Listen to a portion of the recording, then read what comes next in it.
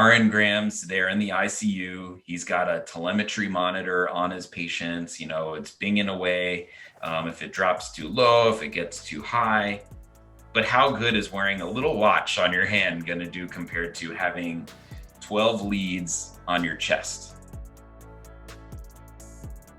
The Holidays Maximal Beings, watches, rings, and apps. These are a few of our favorite things, but how accurate are they at tracking your health? This week at Maximal Being Fitness, Nutrition, and Gut Health, Doc Mock, me, and RN Graham explore the science behind the accuracy of fitness tracking devices. Do us a favor, Maximal Beings, and leave us a comment or review. Hit the subscribe button and let your friends and family know so that we can get the word out. You cannot supplement your way to health, but there are things that we need to add to our lives that can maximize our pathway to wellness. The American diet is virtually devoid of omega-3 fatty acids, which play a major role in cardiovascular disease, gut permeability, and mental health. Personally, I take omega-3s every night, and iHerb is the best place for clean, natural sources of supplements. I love the ZenWise omega-3 fatty acid supplement, which is free of fish burps and good for the environment. Head on over to maximalbeing.com/iHerb, that's IHERB, and enter the code B as in boy, D as in dog, B as in boy, 5528 and receive 10% off your orders for all supplements. Maximize your supplements with iHerb.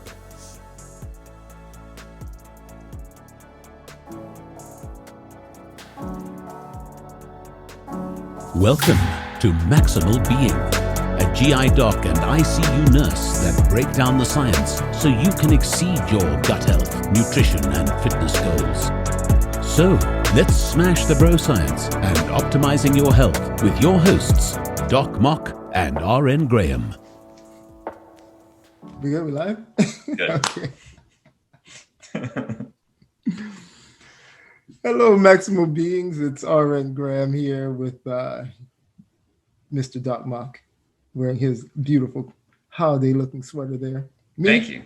Of course, I wear my Lions gear. But we are here to discuss with you today. It's that time of year, presents, and more presents. Isn't that what it's all about? So what we're going to do today is we're going to go over kind of a fitness guide or a buying guide for the fitness enthusiast and the aspiring fitness enthusiast. So without further ado, of course, I'm RN Graham. I am a registered nurse here in South Florida. I work on the ICU unit. I also am an ex-fitness competitor and fitness enthusiast. So I'm going to go ahead and I'm going to pass it off to Doc Mock.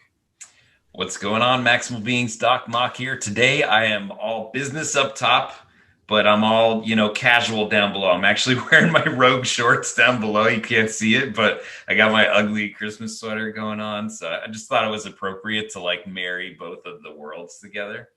I am a therapeutic endoscopist, functional medicine practitioner in gut health, and I also dabble in fitness and nutrition. So back to you, RN Graham.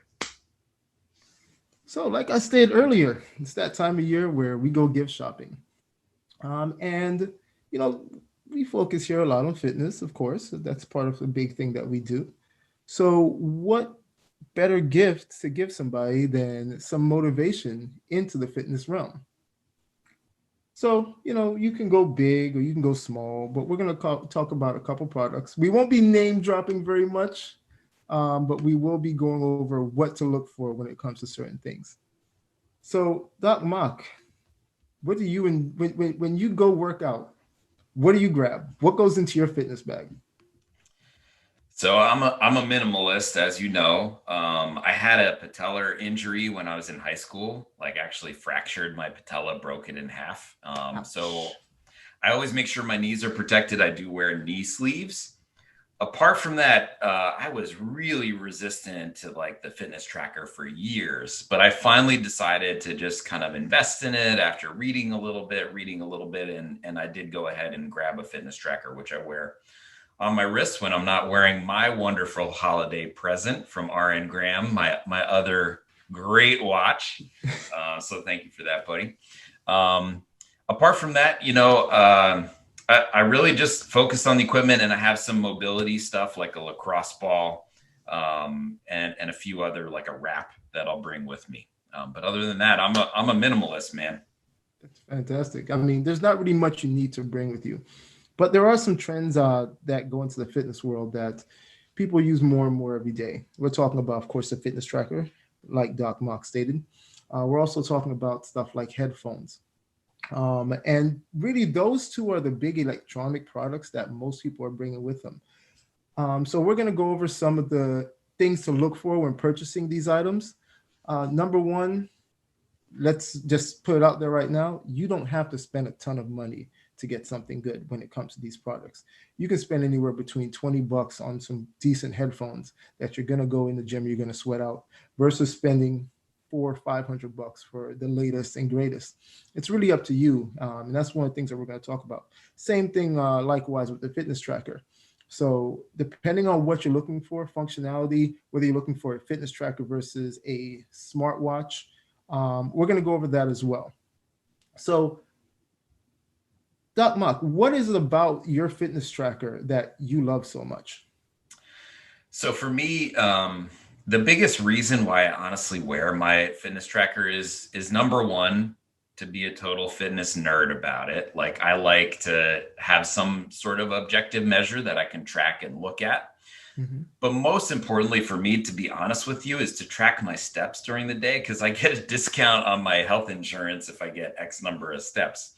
So that's actually the biggest reason. I was wearing just a pedometer, every day, something that clips on you. It costs like $30, but I kept losing them. And so this has allowed me to just have something that I feel a little more environmentally responsible. I can wear it on my wrist. I'm not going to lose it somewhere. It's not going to fall off. And it's a lot more accurate because it has GPS in it, as opposed to using surrogate markers like feeling your hip brush up against it. So you just nailed something there. It's about usability when it comes to a lot of these items. So first of all, let's separate the difference between a smartwatch and a fitness tracker, because they're not the same. So basically what a smartwatch is, it's a watch that comes with fitness features versus a fitness tracker, which is a fitness tracker that comes with sometimes smartwatch features. We're talking about able to use apps, get text messages, connect to your phone. That's really the big difference between these. Now, most of them also have very, very, very similar components. You talked about the GPS, which we'll go into in depth in a little bit here.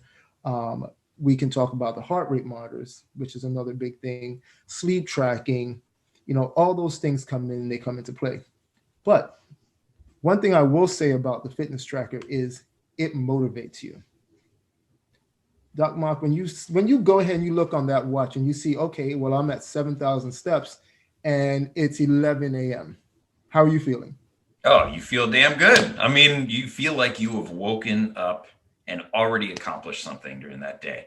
Not to mention all the endorphins, the feel-good hormones that are floating around your brain, because you've moved around already.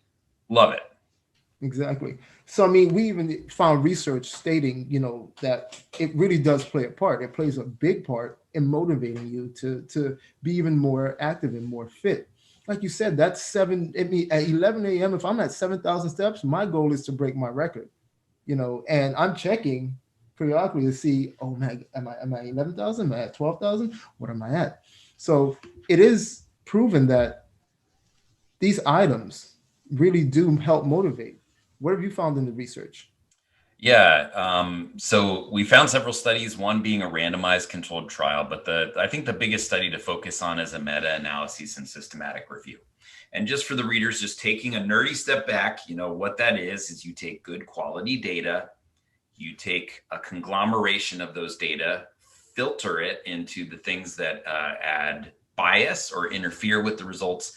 And then what you come out with is just a grouping of really great trials. You lump them together, you analyze the data together. Sometimes you find similar results as the individual components, and sometimes you'll find different results.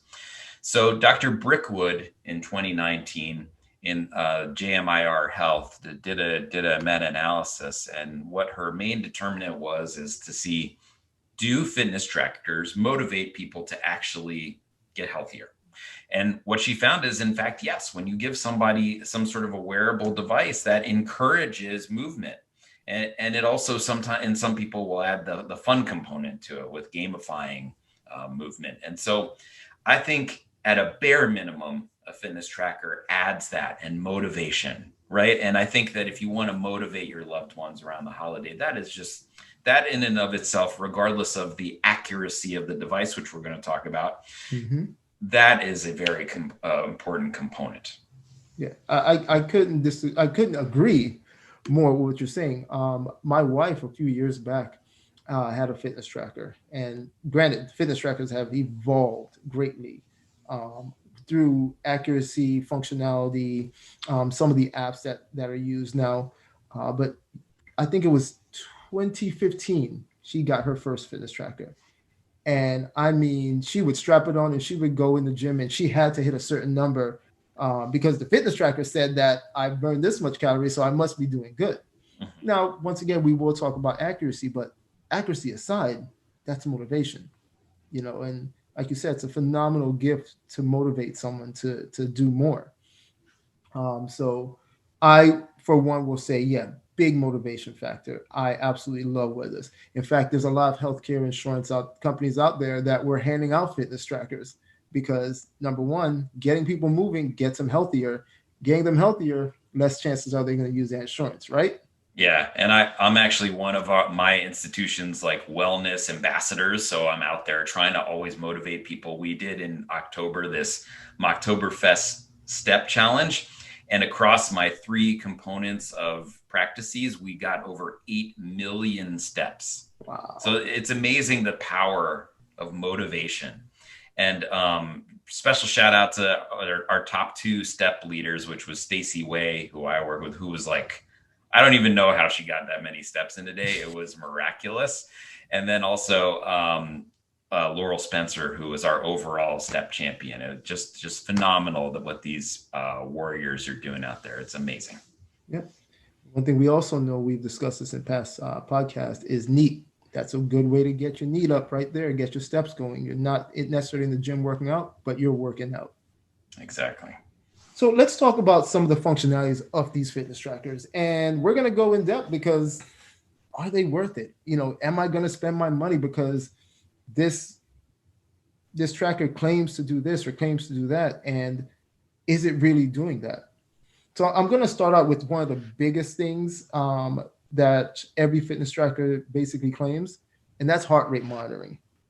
So I look down my fitness tracker, it says, oh, okay, my heart rate must be good because it's 60. So let me go do my workout. I'm going to try to hit that target heart rate. So once it hits that target heart rate, I must be doing good because the fitness tracker says that. Is that accurate?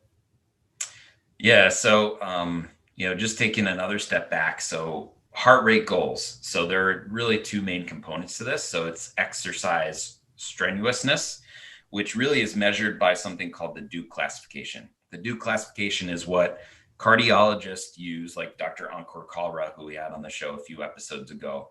When they're getting somebody on that treadmill or giving them a medicine to exercise their heart, it's a way to determine, is that heart exercising at the appropriate level, which essentially is 220 minus that person's age. And you want to get around 80% of that number for something to be deemed strenuous. Mm-hmm. And so that when you see, certain things have threshold monitors, or there's a very commercial high intensity interval training corporation that has centers, and they're telling you to get in a specific zone, that's how they determine what that zone is for getting you strenuous exercise. But it's about balance, right? You don't want to be all full throttle all the time or sympathetic. Mm-hmm. You also want to counterbalance that with some parasympathetic work, which is things like mindfulness meditation. This does have a profound impact on your health of your heart. So that's one thing, is strenuousness. But on the other side is heart rate variability, or HRV. HRV is a good surrogate marker for our general health. And if you have high degrees of heart rate variability, that does correlate very well with overall mortality, meaning your risk of dying, and also your overall cardiovascular health. There have also been studies that have linked it to genuine fitness. On our EPOC episode with Dex Z, we talked about, other markers, which is VO2 max. Some of these markers will look at VO2 max, but looking specifically at heart rate variability, it's a good surrogate marker for somebody's overall health and fitness. So how accurate are a lot of these devices? So RN Graham's there in the ICU. He's got a telemetry monitor on his patients. It's binging away. If it drops too low, if it gets too high. But how good is wearing a little watch on your hand going to do compared to having 12 leads on your chest? So it turns out it does okay. And there are two components to determining how good something is at measuring, right? As a test, and that's sensitivity, meaning you screen somebody for cancer, you're going to catch all of the people that are at risk for cancer, but not all of those people will have cancer. Correct. And if you want a test that's very precise, meaning you measure it, they're going to get cancer, that's specificity. That's the other side of the coin. It's hard to get something to be both sensitive and specific. And so heart rate monitors on fitness trackers, as compared to what we do in the healthcare field, are sensitive, but not specific, meaning that they'll catch more people at risk, but it's not always 100% precise. That's a beautiful way of putting it, because the fact of the matter is, of course, I mean, this guy knows his stuff. The fact of the matter is, though, like you said, is we're looking for a range. We're a lot of these new products out there. Once again, I'm not name dropping. Claim EKG use, medical this, medical that, and no, it's not accurate. It really isn't. It's not to the point where it's going to detect certain things. Now, granted, like you said, with the cancer screening, you will be able to see and monitor certain events where you can, bring it to your doctor's attention and stuff like that. But these things are not made to be used for complete accuracy and medical diagnosis by any means. You mentioned heart rate variability. Now, someone that is fit, someone that goes out there, like when you were running and you were running miles and miles a day, what was your heart rate variability? So I would imagine it was relatively moderate at that time, because, I was all sympathetic and not as much parasympathetic work. I wasn't doing meditation. I wasn't doing mindfulness training or deep breathing. I wasn't just spending time walking. I was just running 8 miles, taking a day off, not eating enough, right? So your body's under stress. And so again, what heart rate variability is it's your body's ability to measure your autonomic nervous system output. So your ability to get back to a baseline level. So when you go from running to going back to rest, does your heart rate return rapidly back to your resting state? Now I know what my numbers are, and my resting heart rate's around in the 50s, like probably low 50s. I've tried out for, like in health clubs and stuff, and they've measured my heart rate when I come in, and they're like, "Oh my God, are you okay?" And I'm like, listen, I'm a doctor. Having a low heart rate is actually a good predictor that I'm probably healthier than people with a normal heart rate. It can be indicative of underlying arrhythmias, but if you're a healthy, active person and not having symptoms, it's usually an indicator of being healthy. But my ability after I exercise to drop back down to 50 occurs usually within 30 to 45 minutes. And that means that I have a high degree of heart rate variability. RN Graham said it. He's sitting there and he has a relatively low heart rate. So that's again a good indicator that he's healthy. So I think that now that I have a better balance, doing that parasympathetic work to offset the sympathetic work, my heart rate variability is higher, and therefore I have lower risk of death from cardiovascular disease. The reason why I bring this up is because it's such a big push on heart rate with all these monitoring equipment. But just because it monitors your heart rate, you need to know what that involves and why it's important. So that's why I went over that. The next big thing fitness rise for me is exercise recognition. So you mentioned earlier, you used to clip this pedometer to your hip, and brushing up against it, you would be able to tell, how far you're or how many steps you're taking. Now, there's an easy way to cheat on a pedometer. You just take it in your hand and you do this. Yep. Or attach it to a dog and let them. Exactly. Let the dog go wild. Yeah. But you don't want to cheat yourself. When you see these numbers, you want them to be as accurate as possible.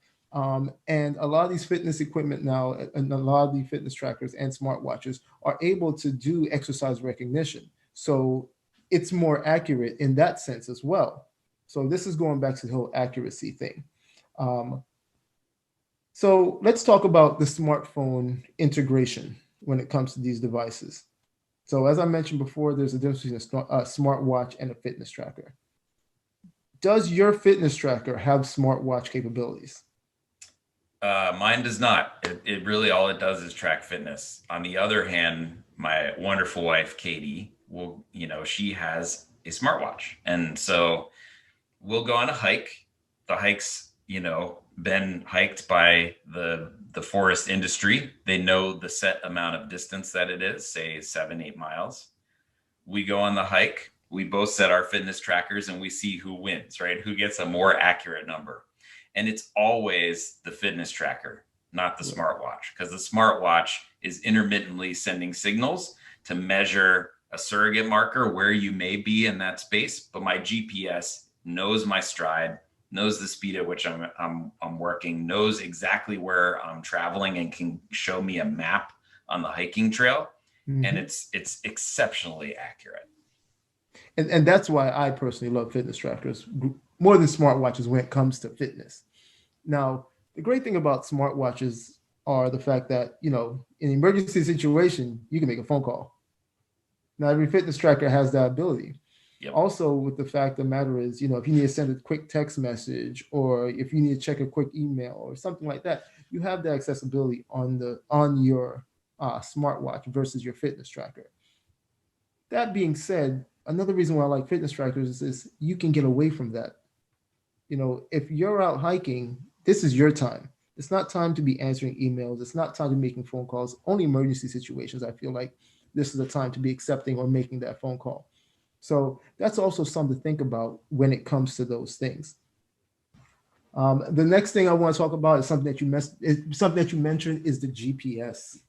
Why do you love the GPS so much? Yeah, I think, again, being a nerdy scientist, I think accuracy is an important component to it. I'm not as worried about, somebody being able to find me in space. But when you are on those hiking trails, we hiked in Utah about a year ago when you could go on vacation, and you're just out there. It's like you and the coyotes, and that's it. And sometimes there's no sign. So knowing exactly where and how to get back to where you started, I think, is important if you're using it for that purpose. Yeah, I mean, you never want to be the roadrunner in that situation. Or maybe you do, because the roadrunner always seems to get away. Just saying. Me. So that's another thing that you should definitely look for, GPS functionality. That, once again, if you are into fitness and not just the look and usability of a smartwatch, GPS functions are great, phenomenal, a must-have, especially if you're spending money on these type of things. So we talked about the running aspect of it. What about being waterproof? Yeah, I mean, if you're sweating or if you're doing some sort of a water sport like swimming, which is an amazing source of exercise, you're skiing, snowboarding, whatever, I think that having that water resistant or waterproof component is really important, at least as a minimum to deter sweat, Yes. And also it should be kind of rough and tumble, right? You shouldn't be like, oh no, I scratched my screen. Oh no, my screen scratched. It's designed to be kind of to see stress, right? Just like your body. That's exactly right. That's what fitness is about. Fitness isn't pretty. It really isn't. It's hard work.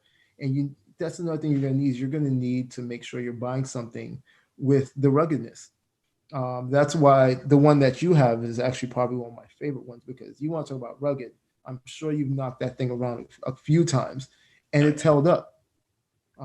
Versus once again the smartwatch, which looks pretty, but can it really hold up? And talking about water resistance, and you brought up swimming. Swimming is one of the best forms of exercise, but not every smartwatch out there can be used for swimming, much yet has the exercise recognition to know that you're swimming. So this is something else that you need to look out for. You don't want to damage your $400 or $500 equipment because you're sweating too much. That's part of working out. You need to be sweating. If you're not sweating, chances are you could probably be working out a little bit harder. So heart rate, exercise recognition, smartphone integration, GPS, water resistance, swim support. Those are important things. What about movement reminders? I think any reminders on my devices is annoying. I just I mean, I guess it's good if you need that from a motivational perspective, but I turn my motivation, like all the things that remind me to do something, off. Because again, when I'm at work, I'm getting called, text, paged, all these things. When I'm working out, I want to work out. So my phone is in the other room. If I'm hiking, it sits in the car. I just want to be in the moment. Correct. And listen, you want motivation? Look at the numbers on the watch. Look at the numbers on the tracker. Listen to Maximal Being. Read the Maximal Being articles. You'll tell the motivation you need in life. Okay, people. Mm-hmm. So I'm not a fan of movement reminders either, because I'm like, who are you to tell me I'm being lazy? I know, right? I'm at work. I'm trying to work here. I'm trying to do some stuff here. Like, I can't move right now. Procedure. What do you want? It's been 15 minutes. You haven't moved. That's because my hands are knee deep in blood. That's why. Yeah, that's right. It's because RN Graham's doing chest compressions and saving a life. So shut up. That's the exact same way I feel. Like, don't tell me what to do. I will do it. I'm looking. I know where I am. I can keep track of it. I can motivate myself. So I'm not a huge person on those reminders. Another big element, and we are huge on this, is sleep tracking. What are your feelings on the accuracy of sleep tracking? And is it really even tracking my sleep?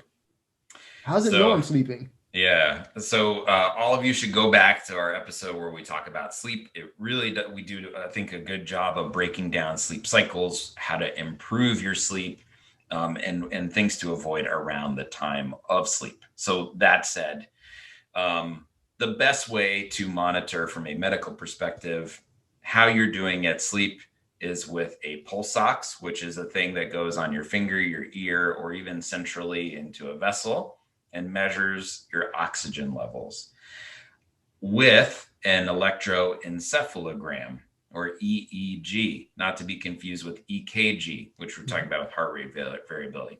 That is numerous electrodes that are glued essentially onto your head in various points.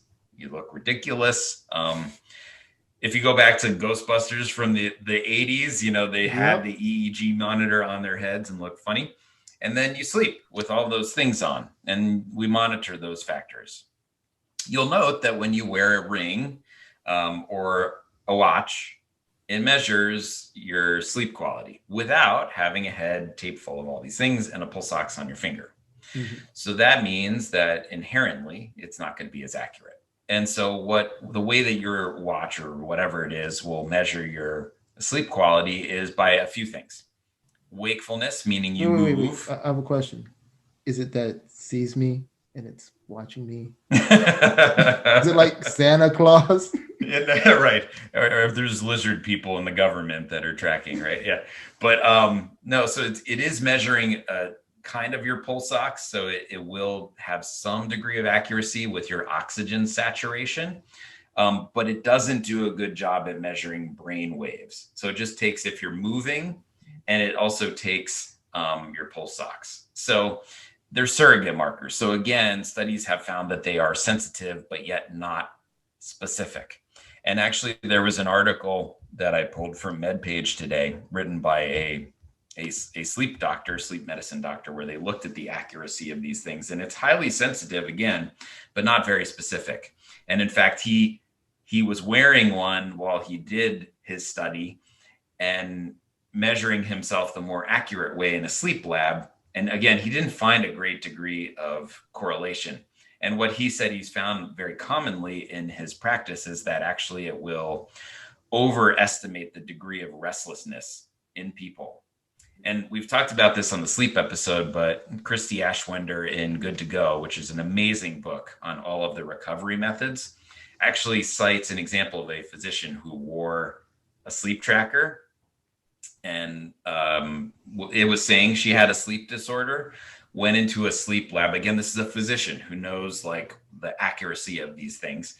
And the sleep lab said she's sleeping fine, but then later she developed a sleep disorder as the result of the anxiety associated with having a sleep disorder. Mm-hmm. So, again, just if it's stressing you out, take that device off and leave it in the other room. You're going to know if you're sleeping well or not. And if you really have any question, go see a doctor. And they have looked at all of the devices, and again, sensitive, not specific. Exactly. I mean, once again, these are not here to diagnose you medically. You want to be diagnosed, you want to find out if you have a sleeping disorder, go see a physician. I mean, that's what they're there for. You're going to get more information from your physician than you are Google, an app, a fitness tracker, a smartwatch. Those things didn't go to medical school.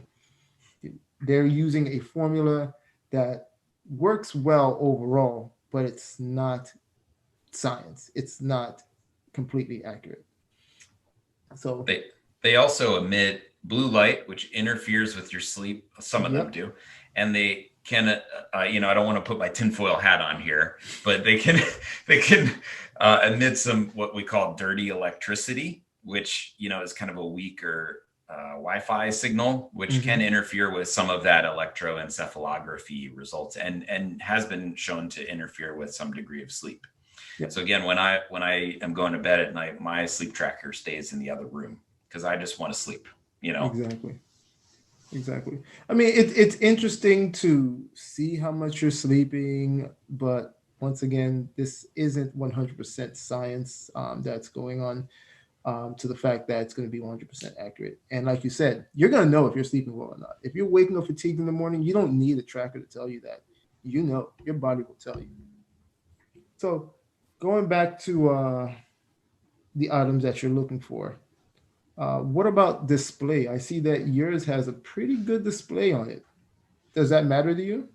Yeah, not as much. I mean, it is big, right? It's kind of, and it's just, I think, aesthetics more than anything else. If it had a smaller display, that would be okay with me too. I don't really find the display. I don't want anything that's super elaborate that, again, is going to like remind me of stuff and send me text messages. I just want to see the time and my heart rate during the exercise. That's all I care about, really. Yep. Because you know what? You can get everything else through an app. Yes. So you don't need that big fancy screen. Once again, this goes back to what you are looking for. If you're someone that is, interested in the fashion of the item, sure, by all means, get your big shiny screen.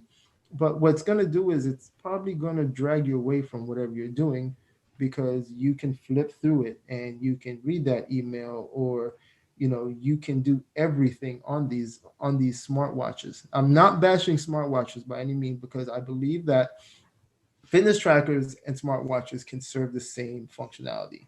And if used correctly, they are amazing in the fitness realm. But you always have to remember, sometimes you got to take a step away. Like you said, when you're at the end of your day, you put it away because you don't need that to track your sleep. Some people may, but if you're going to track your sleep, that's fine. But don't be going through it, looking at your text messages in the middle of the night because then you're not sleeping. Yeah, and Aaron Graham in our research of the topic, we actually found some trackers that don't even have a display. And that was actually one of the main ones, is a big leader in the whole heart rate variability research area. But that said, associated with this is an app cost that is monthly. And so not only are you buying a device that can cost you anywhere from $100 to $500, but you're also paying a monthly fee for an app. And so I was debating between something super minimal, because again, I'm not like sitting there staring at my watch when I'm exercising. But for me, I was just like, I'm not going to pay $30 a month forever for some app when I already paid for the device, and I can get the same sort of thing for less. Exactly. A couple more things to touch base on actually is just compatibility and battery life. So compatibility, if you are someone that needs all your things to be linked together, you may want to look into the compatibility of these products. But one of the last things and one of the most important is battery life. How is your battery life on your piece of equipment there? Yeah, I did look at that, and actually the prior iteration of my device, there was comment after comment that the battery life was terrible. But this device in particular, I can usually get about a week out of it without having to charge it. And for me, that's just great. It's just another thing that you don't have to think about doing during your busy week. I couldn't agree more. So there are really two items that we want to talk about when it comes to fitness tracking. You actually brought them to my attention because I didn't know much about them before. Do you want to go over them real quick? So yeah, there are commercial rings that are available that I like. The thing that I like about that, again, is the low profile aspect. You can easily work out with a ring with a device that's on your finger. It's really interesting that the particular device was like kind of on its way out from like a research perspective. Up until the last couple of years, I've seen it make a resurgence. And the biggest way that they advertise is with accuracy of sleep tracking.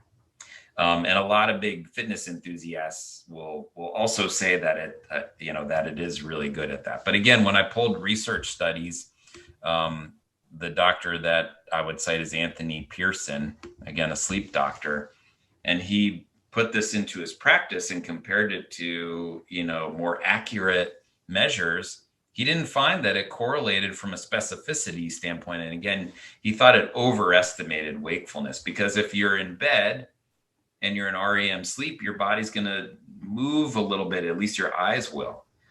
Or you may be in stage 3 or stage 2 and turn. That doesn't mean that you're disrupting your sleep necessarily. You just may be repositioning subconsciously.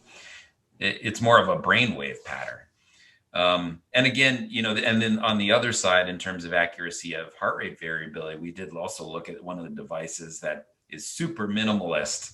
But again, the issues with that is just that monthly price, despite being a very accurate measure of heart rate variability, and hence recovery and strain is how they define it. You're going to know if you had a rough workout the day before. Your muscles are going to be sore. Mm-hmm. I don't think that you necessarily need an app to tell you that, but I will tell you that overtraining syndrome is a reality.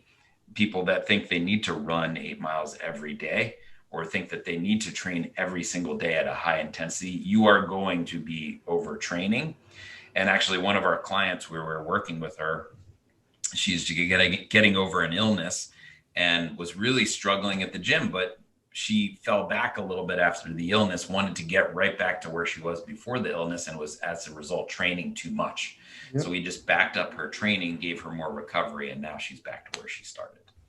I mean, those things are so important. And this can be a caveat of these fitness trackers, is the fact that you're going to go and try to beat your PR every single day. And sometimes that's not a good thing. There is such thing as too much motivation. So, yeah, I mean, with the ring, there is a minimal design. It's small, it monitors your vitals. And it has a very good battery life, by the way. One of the reasons it became so popular is with the COVID-19 pandemic, a lot of NBA and WNBA players, they were tossing it on because they said, oh, it's a good way to find out if you have COVID. No. Good way to find out is go get tested. But it is an amazing product, and it's tiny. So it just shows you where we have gone as far as, technology into these fitness trackers. Okay, so enough with the fitness trackers. We're done with that. Let's touch base real quick, real small on one other item. And the reason why is because I love this item. It's earphones, headphones, AirPods. When I go to the gym, I want to be away from the world. I don't want to talk to anybody. I don't want to hear anybody talking. I don't care what you did yesterday. I don't care what you're going to do later on. I'm there to work out. I'm there to tune out. So that being said, headphones are always going in my bag. When I go to the gym without headphones, I have an issue. Is that the same for you, or are you one of those people I'd be like, oh, I'm fine? No, I love listening to music. I think it's a great motivator. I mean, there's nothing that makes me happier other than listening to something that's heavy and high throttle. I have the problem of, I mean, it's the holiday season. These are elf ears right here, right? I wasn't going to say anything. I mean, I'm just being real. But these ears don't accommodate most headphones. So for me, I had to look and look and look for something that wasn't going to just be falling out of my ear every 4 seconds when I'm training. The last thing you want to be doing is in the middle of a clean and jerk and your headphone pops out of your ear, throws off your balance, and then you're dropping a barbell on your head. I've never done that, but it's just annoying. I just want to listen to my music. No, he did it. I seen him. But no, you're exactly right. And, there's nothing really to talk about much about earphones, because the same thing you're looking for in these fitness tracks and these smartwatches are the same thing you're basically looking for in a headphone: functionality, usability, waterproof. The fact is, they're going to stay in my damn ear. I love jumping rope, and I used to have over the ear headphones. They're still my favorite because I don't like things in my ear. I just don't. It's annoying. Even this. But, the problem with those over the head earphones is they would fall backwards, fall forward. Those things come into play. Also, the padding on those, they get wet, they start to strip off. And it's really annoying because you spend a good portion of the gym going, what is this? What is this? So, I've learned and I've adapted to having in-ear. But once again, it's up to you. There's so many different types. There's so many different qualities. You don't have to go out there and spend, $500 on the newest product that has the fruit on it. I'm sure they're amazing. I am, but I'm in the gym roughing it. If those things fall and break, I'm going to be pretty upset. So, I mean, that's how it goes as far as headphones go. But, those are little quick items that you can toss into stocking stuffers. Phenomenal. So, Doc Mock, is there anything you want to add? I just wanted to say we're approaching the new year, and it is going to be go time for so many of you out there. We here at Maximal Being are ready to serve. Nothing is better, and we have seen this a lot recently with we have an amazing deal and promotion, 50% off of our all of our custom packages right now, with a huge value. I think. I mean, we're offering about a $2,000 to $3,000 value for people with all of the products that they get with their plan, in addition to getting a custom consult with this fine gentleman that's sitting in Miami, and a plan that's designed specifically for you. And you also get coaching for 90 days. I think giving somebody a Maximal Being plan is a perfect way to start 2021 off. That's what I think. Stuff that in your stocking. I couldn't agree more. Listen, you want success, check us out. Check us out on the website. Check us out on the podcast. We give a lot of information for free, but that's because we're trying to sit here and we're trying to educate you and hopefully bring you in to show you that we're only giving you a small bit. There's a lot more knowledge to come your way. So, yeah, and Aaron Graham and I are not in it for the money. We just gave away a package to Make-A-Wish Foundation, and we're really excited to be able to give that money away. Most of the money that we earn from the site just goes right back into educating everybody. And, again, we just want to spread the word of the right, what we think is the right way, the science way to do things. I couldn't agree with you more. So on that, we will take a commercial break.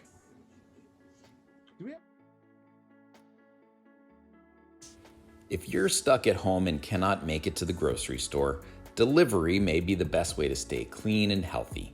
Instacart is the national leader in the direct-to-home delivery service. With numerous major chains and food from smaller stores, you can get those local veggies sent directly to your doorstep. Head on over to maximalbeing.com/Instacart and maximize your nutrition today. What's going on, Maximal Beings? It's Doc Mock here. Many of you are returning to the gym now, but some are not going back. Regardless of what you plan, Rogue has got the right gear to fit your needs. I personally own a barbell set and love it. The Black Ops shorts are sweat resistant and flexible for getting deep in your squats. Head on over to maximalbeing.com/rogue for our referral link. Order 3 items and they ship for free. And as usual, it's Doc Mock, and I'm here to maximize your pathway to wellness. Do we have any listener mail? Because I didn't see any in the no.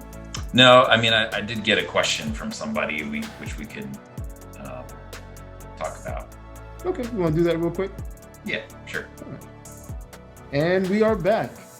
So it's the holiday season. We know a lot of people are busy, so we didn't really go into listener mail that big this go around. But we did get a question from a listener. What was that question? Yeah, so the first question was from B-Way, and she was asking about, what the best ways are to improve skin health, which is really interesting. As a GI doctor, we talk about gut microbiome, right? And it's this thing that's been around for trillions of years, but all of a sudden everybody is very interested in it in the research world all of a sudden. You have a microbiome that lives on your skin, right? We talked about that on the Return to the Gym episode about how sometimes these microbiome bugs can find their way on equipment from your gut in ways that we won't need to talk about. But and there are good things that live on your skin that maybe can be bad if they exit your skin and end up other places in your body. But, they're very responsive to what you put in your body. And so often you need to look at, if you're having skin problems, skin breakouts, number one, I would say the most important thing to look at is your diet. We eat things, we don't know what they're composed of, we can't pronounce what they're made of. Those things will profoundly impact the health of your skin. Too much alcohol, too much sugar, things that will impact your hormone levels, both medication-wise, as well as things within your diet and lifestyle. Those are the things that will throw off your skin health. And so in working with people in my clinical practice that come to me with gut health issues who also have skin issues, in very many ways, we're offering, nutritional solutions as a good first and affordable step. Sounds good to me. Listen, what you put in your body is going to come out one way or another.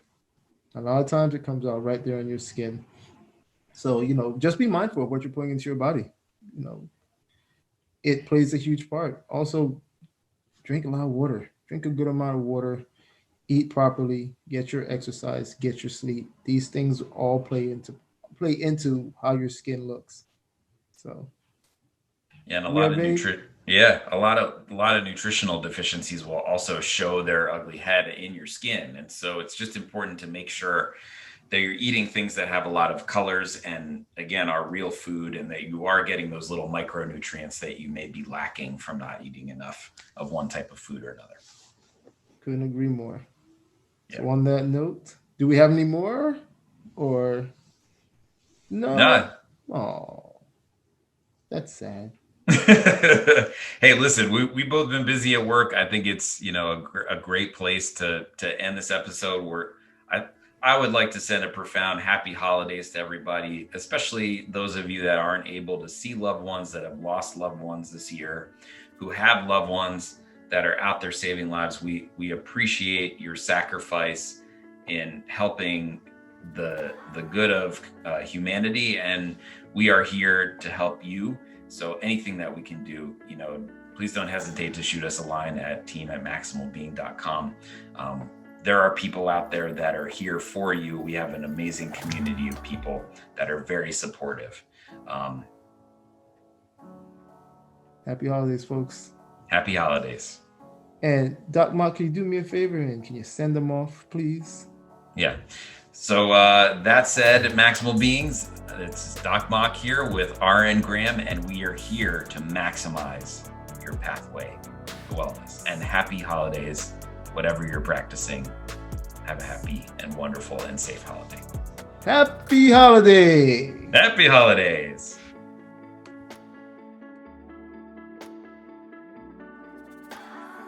Next week on the Maximal Being Podcast. You have to toss back a couple beers. You have to drink a nice scotch or whiskey or a nice glass of wine. Isn't that what you're supposed to do?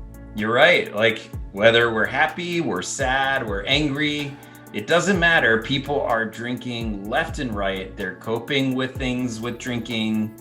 They're celebrating with drinking. But to be honest with you, I have not been drinking in 2020.